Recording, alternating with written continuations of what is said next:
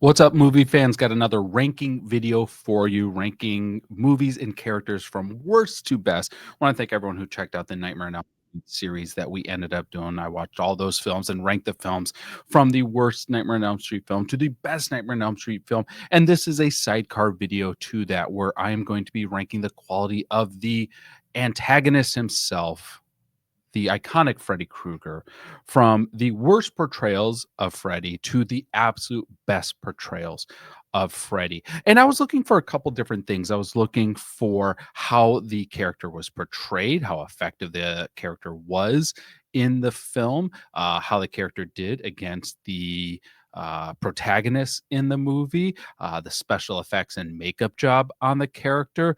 Really, how enjoyable was this character to watch on film? So, as with these, we start at the bottom and we only get up. So we get a little bit of a dopamine hit as the video goes on. Before we get into the list, I want to thank everyone who's subscribed. If you haven't yet, please hit that subscribe button. Please click the bell notification so you can be notified when future videos come out. It really does help. So thank you so much to everyone who's already done that. Appreciate that. All right. Worst Freddy. I don't think this was a surprise for anyone, but it's the Freddy from the Nightmare on Elm Street reboot. To be fair, it is hard to imagine anyone succeeding in this role outside of Robert Englund, especially because, unlike so many of the other iconic characters who've been played by so many different people. I mean, Michael Myers has been played by a handful of different people. Jason Voorhees, um, you could say Pinhead is Doug Bradley, and Pinhead and Doug Bradley are pretty synonymous with each other. But for as much as I did not like Hellraiser Judgment, and to be clear, I did not like Hellraiser Judgment, the actor that they chose to play Pinhead in that was not bad, was not offensively off-putting, did not take me out of the movie. So even Pinhead could be played by different actors, or the 2022 reboot where Pinhead was played by a female, more in line with the original book, The Hellbound Hearts. Leatherface has been played by a handful of different actors. So, when you have a character like Freddy Krueger, who the actor is so synonymous with that character and vice versa, it's really asking a lot for anyone else to step into that role. And even though Jackie Earle Haley uh, is a good actor and I've liked him in other stuff, he was not going to win in this. And even with that being said, the portrayal in this movie was still ineffective. They definitely try to move away from the schlocky humor that was so in line with some of the previous movies and do something that was a little bit more serious. But still, this character didn't really fit into the context of a nightmare film. It was a really, really, really rough alteration, and they went grotesque in the script with how this character was portrayed, and that's about as much as I can say without getting this video flagged. Just not a fun character to watch. Also, why did Freddy look worse? Like decades after, they had pioneered such great practical makeup for Freddy Krueger. This just looked bad. Moving up one spot, the eighth place, so second worst. Eighth best, you have Freddy from Freddys Revenge. Now, I chose this photo because this photo indicates how we see Freddy almost the entire movie.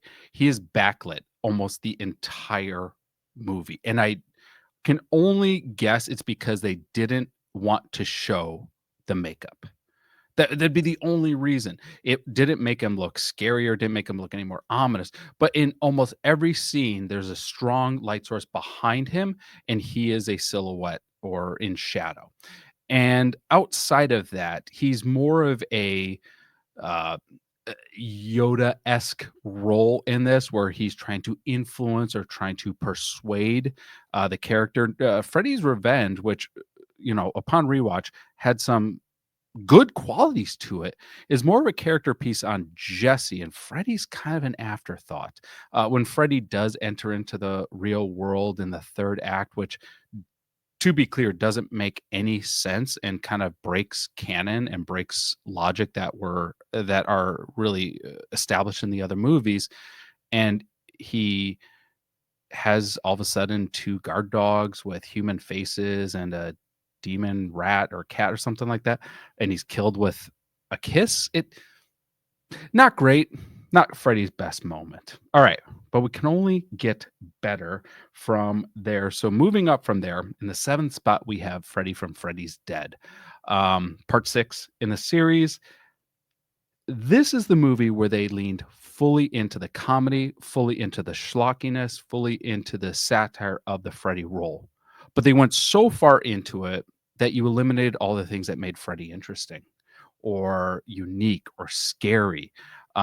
They forgot that they were making a horror film and instead they made a parody. Freddy's Dead feels like a parody of a Nightmare on Elm Street film. And that's why this movie is ranking as low as it did in regards to the quality of the Freddy. But we're starting to get a little bit warmer. And moving up to the sixth spot, we have Dream Child. I really did not care for this movie. I struggle with this movie. It's gross for the sake of being gross. It introduces parts of the storyline that just are just silly, like the demonic baby Freddy crawling around. It's just dumb. It's as dumb as Jason Goes to Hell and you have the serpent slug crawling around. It's not great.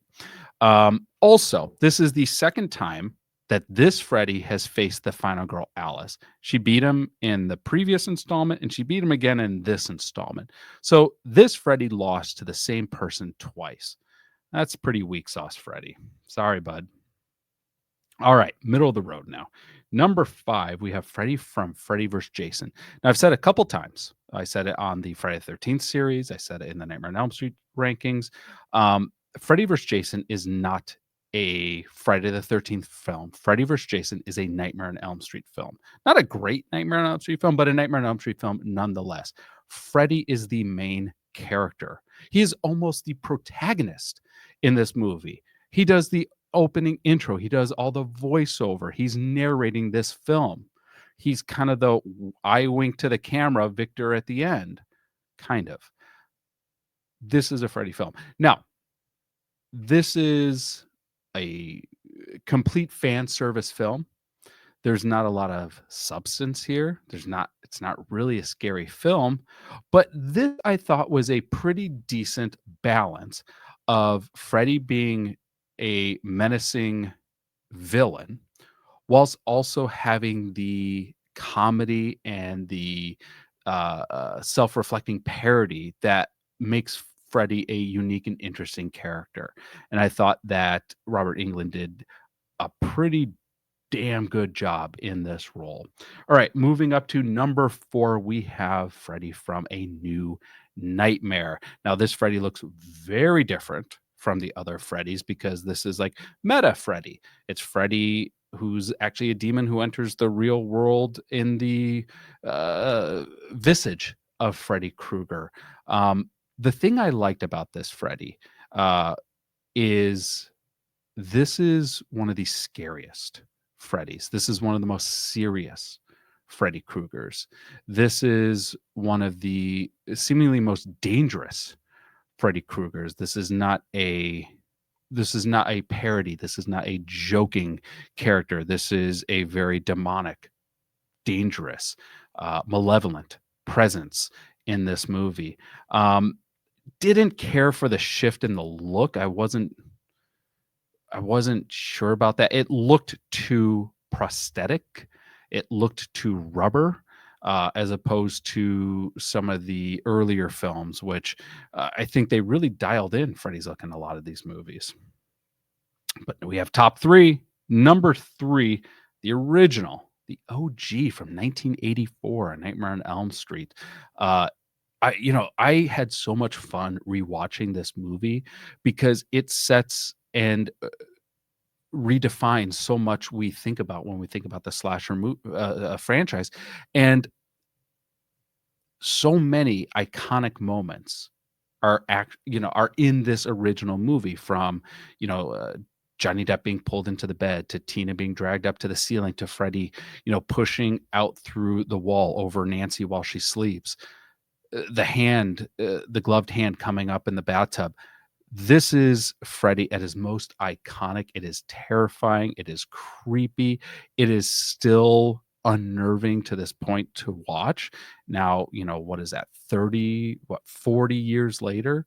Um, Such a strong, strong film. Absolutely loved it. And so this Freddy ranks in the top three. But number two, we get into Dream Master Freddy. Now, I didn't particularly love the movie Dream Master, but I like the Freddy in Dream Master. I think this was a great use of Freddy. This was a great evolution of the character being both scary and humorous. A really great portrayal by Robert Englund, probably one of his, not one of, like, top two portrayals of this character.